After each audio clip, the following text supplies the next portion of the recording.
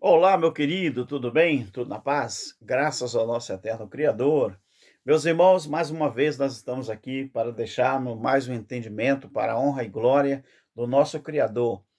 Quero dar um bom dia, uma boa tarde, uma boa noite para esta família eterna, esta família maravilhosa, em que nós temos o dever, a satisfação de sempre trazer trabalhos novos para os nossos irmãos inscritos no canal do nosso irmão Alberto Lírio. Antes de qualquer coisa, quero pedir a sua inscrição, pedir o seu joia, o seu like. Quero pedir também para você deixar aí na aba dos comentários os comentários que você achar que é relevante sobre este assunto. Tá bom, querido? Mas nunca deixe também de compartilhar com outras pessoas, tá bom? O nosso trabalho, os estudos da palavra do nosso eterno Criador. Meu querido, quero mandar um abraço para o nosso irmão Cláudio Mendes, nossos irmãos da graça, nossos irmãos do Evangelho Eterno. Olha, e que por fim, por final, por sinal, na verdade, estamos aí observando que as pessoas estão crescendo no entendimento. As pessoas estão evoluindo, meu querido. Daqui uns dias você vai ver, as pessoas estão começando a selecionar versículos da Bíblia, capítulos, e estudando, estão fazendo uma sintática aí que, olha, está mudando a maneira das pessoas encarar e enxergar a Bíblia, tá bom, querido? E é muito bom que as pessoas observem isso, porque está fazendo a diferença.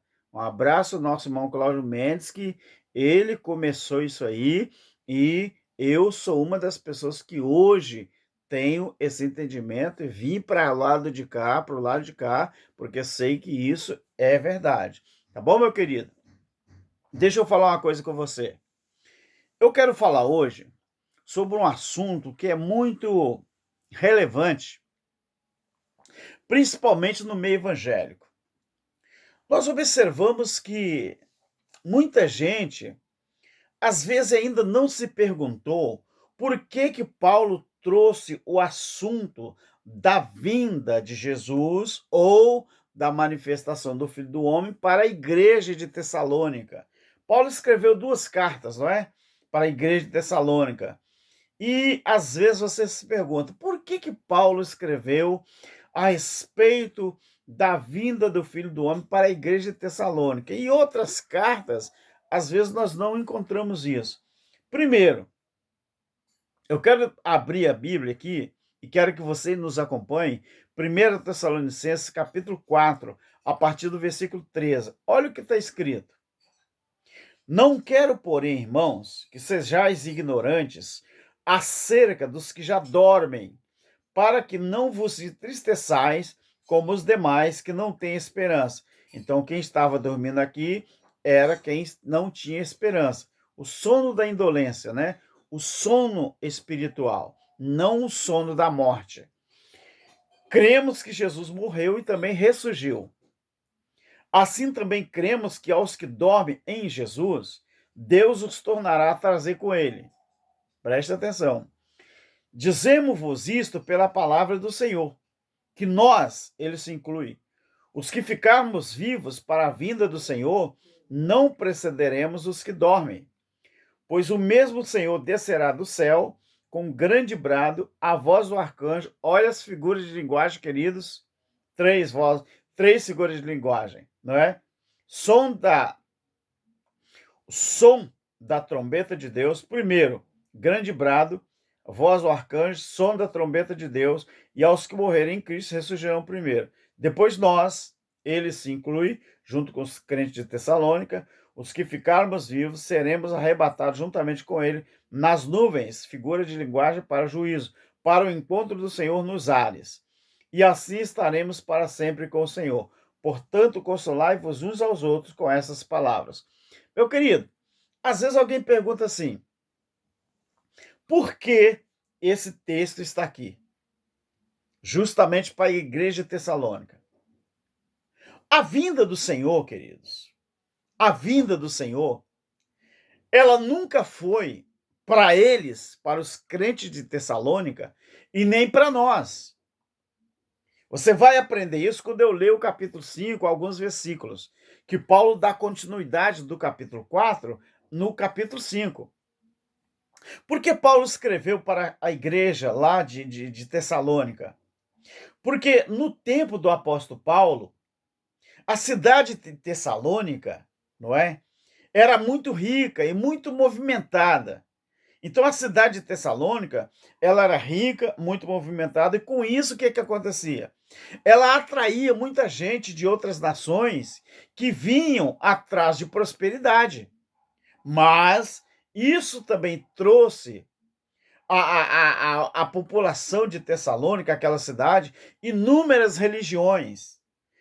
Conseguiu também atrair ganâncias, exploração, manipulação política e também imoralidade. Então, numa sociedade que era tipicamente escravagistas. Ali naquela sociedade era puramente escravagista. Então, Paulo, por que ele escreveu aos Tessalonicenses? Ele escreveu aos Tessalonicenses, aos crentes de Tessalônica, com o objetivo de fortalecer a fé desses membros, né? E corrigir aquele mal entendido que havia quanto às doutrinas. E uma delas, aquele mal entendido, era a questão da vinda de Jesus. Então, olha só a continuidade do capítulo 4, o que Paulo vai dizer no capítulo 5. No capítulo 5, do versículo 1 até o 11, Paulo está dizendo uma coisa muito importante aqui, mas vamos observar. Capítulo 5 de 1 Tessalonicenses, versículo 1 em diante. Vamos ler até o 11. Na verdade, nós vamos fazer uma síntese, não é? Sintetizar para que você venha entender de uma maneira melhor. Capítulo 5, versículo 1. Fala assim: Mas, irmãos, acerca dos tempos e das épocas, não necessitais de que vos escreva. Presta atenção.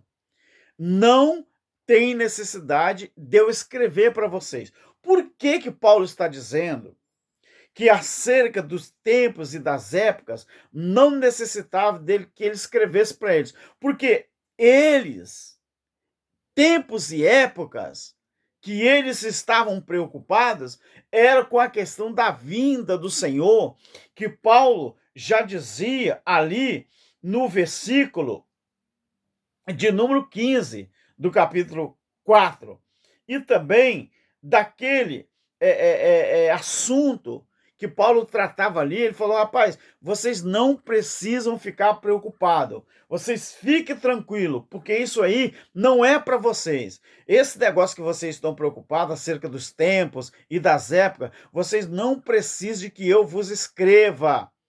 Pois porque no versículo 2 ele faz: porque vocês mesmos sabem muito bem que o dia do Senhor virá como um ladrão de noite. Ou seja, vocês não precisam estar preocupados. Sabe por quê, queridos?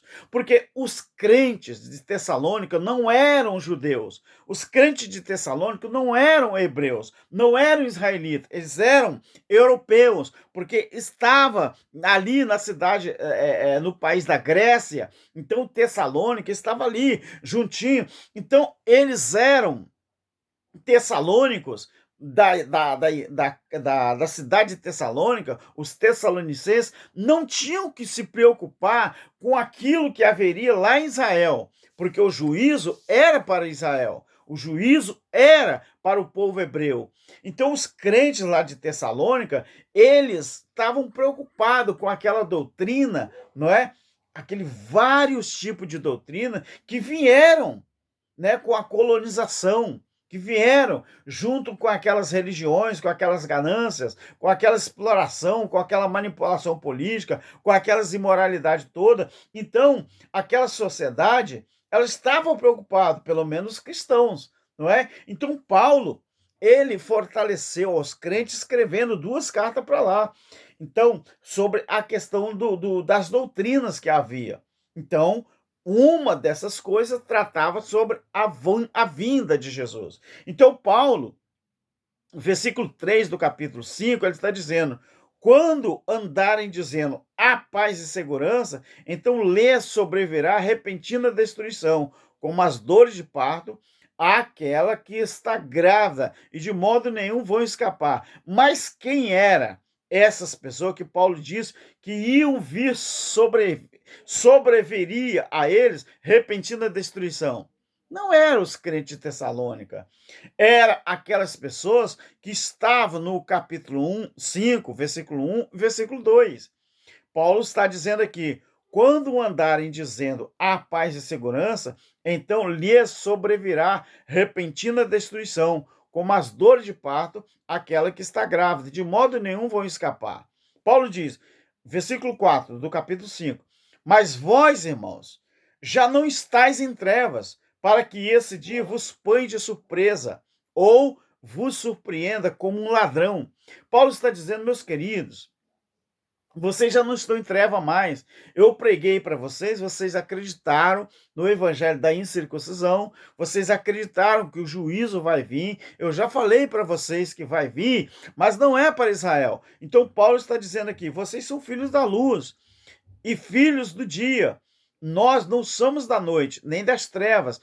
Ou seja, Paulo está falando aqui que vocês não precisam se preocupar, porque já ouviram e já entenderam a palavra. Então vocês são filhos do dia. Vocês não são filhos da noite e nem são filhos das trevas. Paulo diz: não durmamos, pois, como os demais, mas vigiamos e sejamos sóbrios. Os demais qual, irmãos? Aquele que está no capítulo 4, a partir do versículo 13.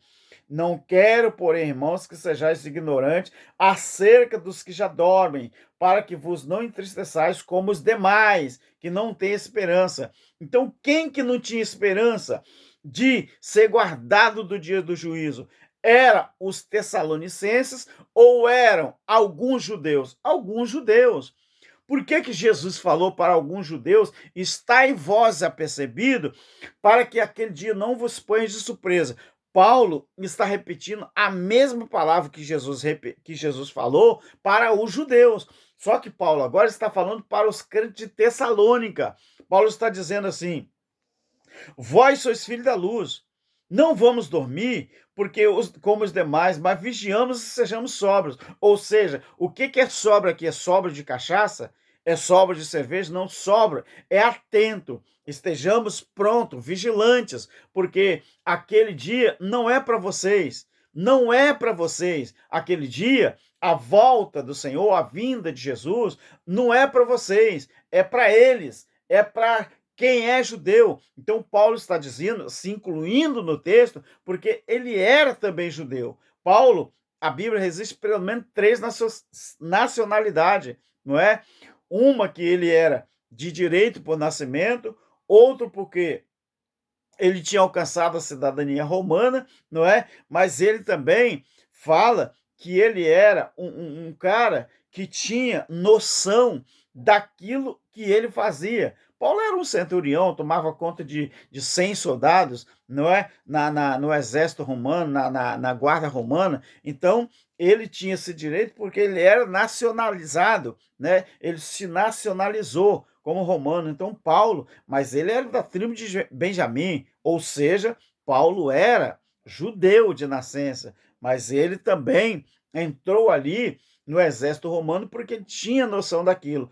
Tanto que, na perseguição aos cristãos do primeiro século ali, Paulo, ele perseguiu os cristãos como soldado romano, não era como soldado judeu. Então ele diz aqui no versículo 6 do capítulo 5: não durmamos, pois, como os demais, mas vigiamos e sejamos sóbrios. Pois os que dormem, dormem de noite, e os que se embriagam, embriagam-se de noite. Nós, porém, que somos do dia, sejamos sóbrios, revestindo-nos da couraça da fé e do amor, e tendo por capacete a esperança da salvação. Então, Paulo está fazendo aqui o capacete numa figura de linguagem, não é capacete de motoqueiro, capacete, não. Paulo está falando que esse capacete aqui é uma figura de linguagem para a esperança. Paulo está falando, pois Deus não nos destinou para a ira, mas para alcançar a salvação por o nosso Senhor Jesus Cristo. Ou seja, Paulo está dizendo, olha, eu que sou judeu, que acredito na volta do Senhor, e vocês que eu preguei, que acreditaram também, nós estamos livres. Isso aqui não é para nós. Nós não dormimos. Nós estamos esperando esse dia, mas esse dia vai acontecer, mas nós vamos ser salvos da grande tribulação. Lembra o que Jesus falou? Que o dia da vinda do Senhor, ou o dia do juízo, seria como nos dias de Noé. O povo comia, bebia, casava-se e dava-se em casamento, até que Noé entrou na arca e veio o dilúvio e levou a todos. Levar aqui é no sentido negativo, porque levar na Bíblia aqui, nesse texto, é aqueles que se perderam. E deixado é aqueles que não se perderam. Ou seja, Paulo repete a mesma palavra que Jesus falou lá para os judeus, lá para os hebreus, para os israelitas. Então, Paulo diz: pois Deus não nos destinou para a ira, versículo 9 do capítulo 5, mas para alcançar a salvação. Paulo não está falando da salvação do espírito, ele está falando da salvação de ser consumido no juízo. Então, Paulo está falando aos crentes de Tessalônica a mesma coisa. Vocês acham que essa vinda do Senhor, vinda do Filho do Homem é para vocês? Não, vocês não são judeus. Vocês não são israelitas, vocês não são hebreus. Fica tranquilo, fica tranquilo. A única coisa que vocês devem fazer é estar atento, porque nós já estamos na luz, nós somos do dia. Fica atento. Assim como foi escrito as 7 cartas para a igreja da Ásia. As 7 cartas era para os crentes da Ásia ficar atento do que ia acontecer em Israel, mas eles não iriam participar do juízo. O juízo não é para eles. Agora, uma coisa importante, queridos, deixa eu terminar o texto e continuar aqui. Paulo diz: pois Deus não nos destinou para a ira, mas para alcançar a salvação por nosso Senhor Jesus Cristo, que morreu por nós, para que quer vigiemos, quer durmamos, vivamos juntamente com ele. Pelo que exortai-vos uns aos outros e edificai-vos uns aos outros, como também estáis fazendo. Então Paulo diz assim: a única coisa que eu quero que vocês façam é isso aqui, ó.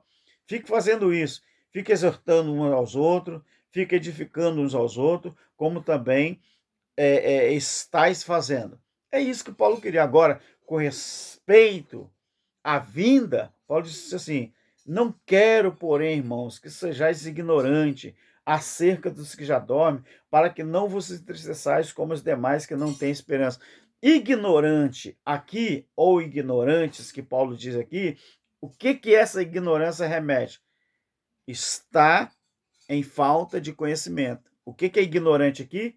Ignorante é aqueles que ignoram, aqueles que não tinham conhecimento. Então, Paulo falando: não quero, porém, irmãos, que sejais ignorantes, ou seja, que vocês ajam da mesma forma com aqueles que não têm esperança. Não haja assim. Vocês têm sim conhecimento, vocês têm entendimento e sabem que o dia da vinda do Senhor vai acontecer, porque eu já falei com vocês.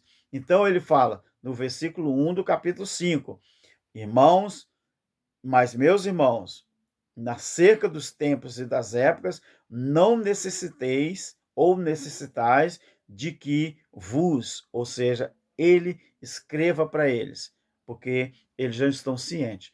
Então é isso, meu querido. Então, parafraseando ou fazendo aqui uma síntese, não é? Sintetizando este capítulo, para você entender: salvação aqui nada tinha a ver com a salvação eterna, e sim a salvação do juízo. Então, muitos crentes ali de Tessalônica achavam que a vinda do Senhor iria abranger até eles que eram europeus ali na Grécia, mas não. Então, Paulo escreve essa carta justamente para deixar eles cientes sobre essa questão da vinda de Jesus. Então, havia um mal-entendido ali, então Paulo escreveu justamente para tirar aquela preocupação deles e deixar eles tranquilos. Paulo diz: fique tranquilo, isso não é para vocês. A ira do Senhor não é para nós. O versículo 9 e o versículo 10, não é? Do capítulo 5. É isso que Paulo falou. Deus não nos destinou para a ira. Deus nos destinou para alcançar a salvação por nosso Senhor Jesus Cristo. Deu para entender, meu querido? Deu para entender?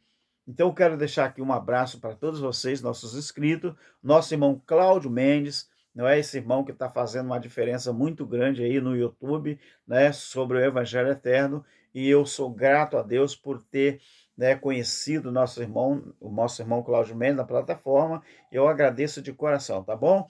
Que fiquem com o nosso Criador Eterno e até o próximo vídeo. Amém? Espero que você tenha entendido. Escreva aí no comentário: eu entendi. Se você entendeu o que eu falei, coloca aí: eu entendi. Tá bom, meu querido?